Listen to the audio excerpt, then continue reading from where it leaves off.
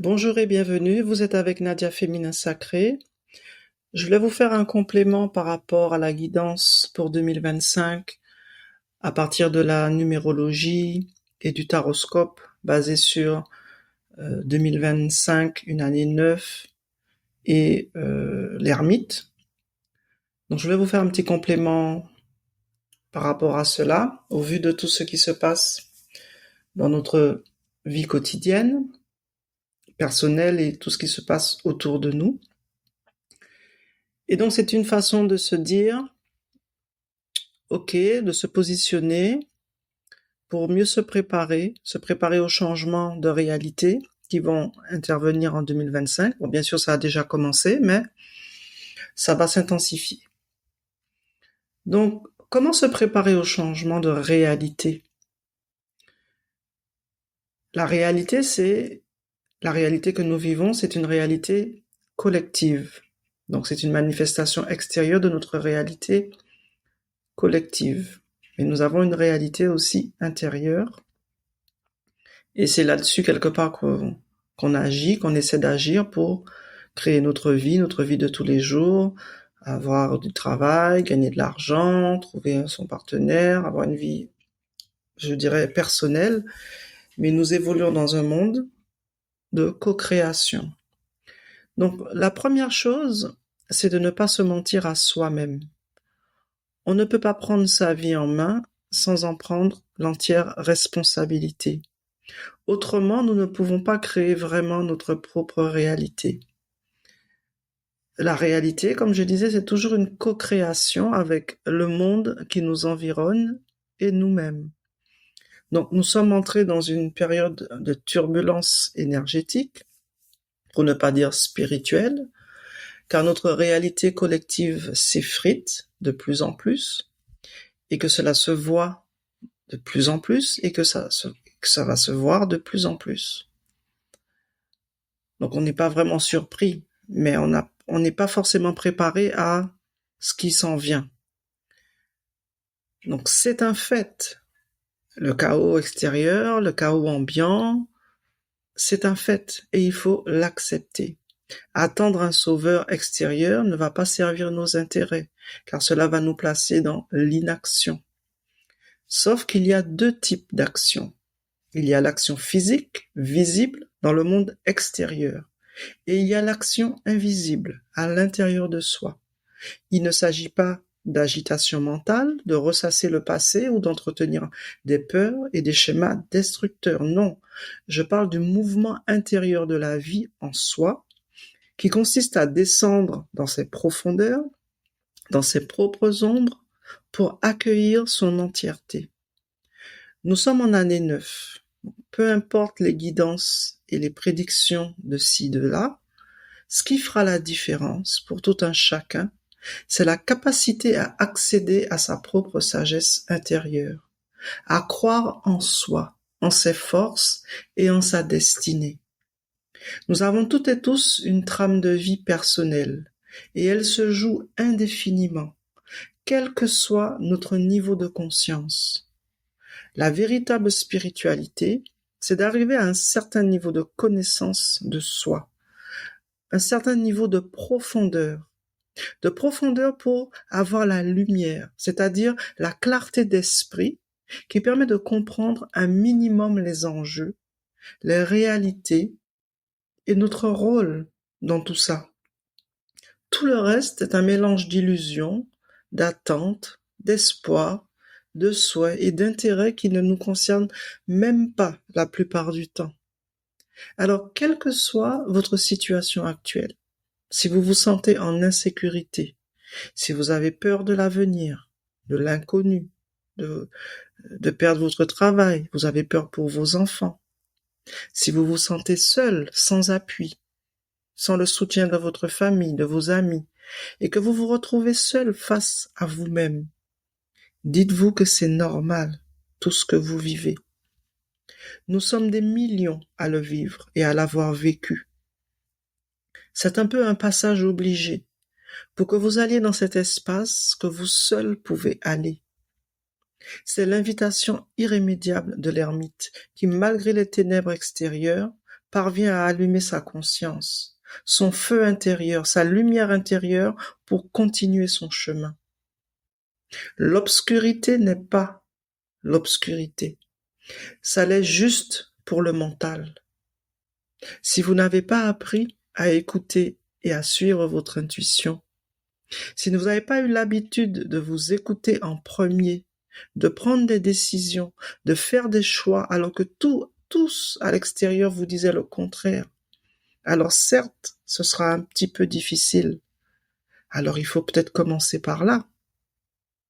Commencer à avoir confiance en vous-même, à retrouver votre amour propre, votre propre valeur, vous recentrer sur vous. La deuxième chose la plus importante dans la vraie spiritualité, c'est que votre vie quotidienne, votre vie de tous les jours, devienne le reflet de qui vous êtes.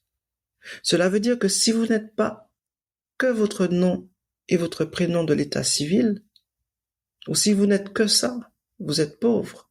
Si vous n'êtes que votre signe astrologique, votre chemin de vie, vous pourrez peut-être avoir des ressources pour vous en sortir. Mais si vous êtes vraiment conscient de votre nature profonde, de votre essence, de ce qui vous rend unique, vous êtes déjà plus riche que beaucoup de millionnaires sur cette terre. Cela veut dire que votre richesse vous vient de votre âme. L'âme est ce qui permet de créer la réalité en connectant l'espace intérieur et l'espace extérieur. C'est pourquoi cultiver sa vie intérieure, suivre ses rêves, ses aspirations profondes, est la première étape vers le chemin de la connaissance de soi. Ce n'est pas un chemin facile, mais c'est le seul qui amène vers la souveraineté de l'être. En tout cas, cela n'engage que moi, et je vous le partage. Prenez si cela résonne.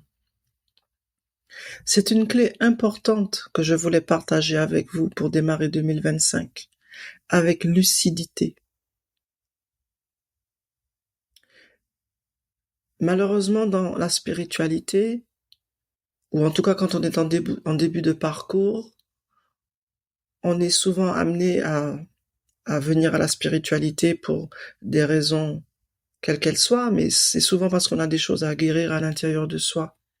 Et donc, c'est une difficulté, certes, mais souvent, on va entendre des phrases toutes faites, des expressions toutes faites, mais le vrai chemin commence quand vous prenez la responsabilité de ce qui vous est arrivé et de ce qui vous arrive.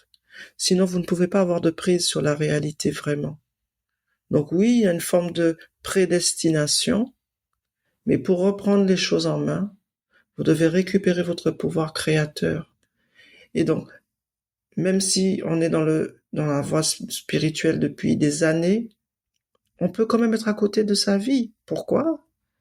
Parce que il y a une dimension de sa destinée personnelle que personne à l'extérieur ne peut nous donner. Il y a des clés que nous ne pouvons trouver que par nous-mêmes. Et c'est ce dialogue avec nous-mêmes, avec les parts de soi, du soi, que l'on va démêler certaines circonstances, certaines choses, et on va réussir à mettre le doigt sur peut-être quelle est notre vraie mission, quel est notre vrai rôle, quelle est notre vraie place.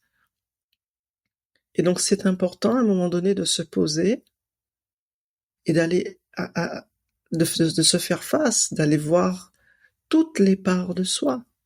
Pas seulement chercher dans la lumière, mais aussi chercher dans le côté de ce qu'on appelle l'ombre, la dimension cachée, de peut-être ce qu'on ne veut pas voir, on n'est pas prêt à voir. Et donc c'est sûr que les circonstances que nous vivons aujourd'hui nous invitent à cela. Quelque part, on nous met face au dernier choix, c'est-à-dire que on accepte les choses telles qu'elles sont, on accepte le fait qu'on ait participé à cela de façon consciente ou inconsciente, que nous avons co-créé cela parce que la réalité collective extérieure, c'est le résultat d'une co-création. Et si on se dit, on se dit que ce qui se passe à l'extérieur ne me concerne pas, pourquoi si, pourquoi ça, on est dans une forme de déni. Et donc, il faut avoir parfois cheminé depuis un certain temps quelque part pour s'en rendre compte, certes, mais quel que soit là où on en est, on est quand même capable d'aller puiser au fond de soi et d'aller trouver des ressources. Donc je répète, c'était vraiment une clé que je voulais amener pour amener de la lucidité. Et la vraie lumière commence avec la lucidité.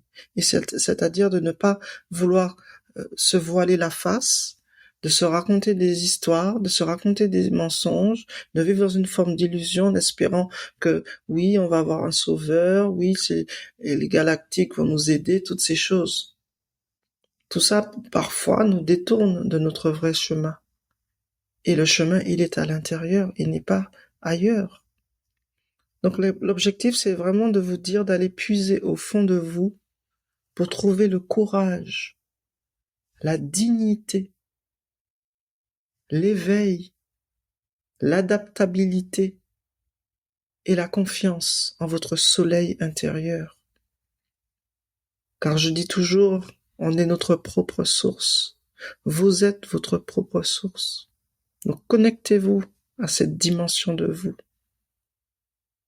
C'est un processus, certes, mais il faut déjà le vouloir.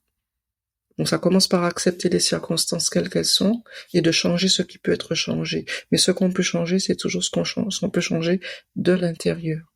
Et après, ça se manifeste à l'extérieur. Donc c'est finalement la meilleure façon, selon ma vision des choses et ma perception de la réalité, de se préparer au changement majeur de 2025 et des années qui suivent. Donc quels que soient vos projets, vos aspirations, quels que soient nos projets, nos aspirations, c'est en suivant notre boussole intérieure que nous serons toujours sur l'axe entre le corps, l'âme et l'esprit, sur notre trajectoire d'âme et à notre juste place. Donc voilà ce que je voulais partager. Nous sommes encore dans la saison du Capricorne, donc il est encore temps de travailler sa vision pour 2025, sa vision à long terme. Et donc ma requête, c'est quelque part d'accepter les choses, de voir notre co-création, notre participation à tout ça, pour pouvoir s'en détacher, pour pouvoir s'en libérer et se reconstruire sur des bases plus saines, tout simplement en étant honnête avec soi-même. L'univers reflète tout ce qu'il y a à l'intérieur de nous. Donc, accepter notre part dans tout ce qui se passe, revenir à soi, trouver la force, le courage, l'amour en soi pour se reconstruire, pour un renouveau qui est aussi quelque part déjà là. Nous avons juste à croire en nous, en notre capacité à nous réveiller, et c'est déjà ça. Voilà mon partage pour cette vidéo. Je vous remercie de votre écoute et je vous dis à très bientôt.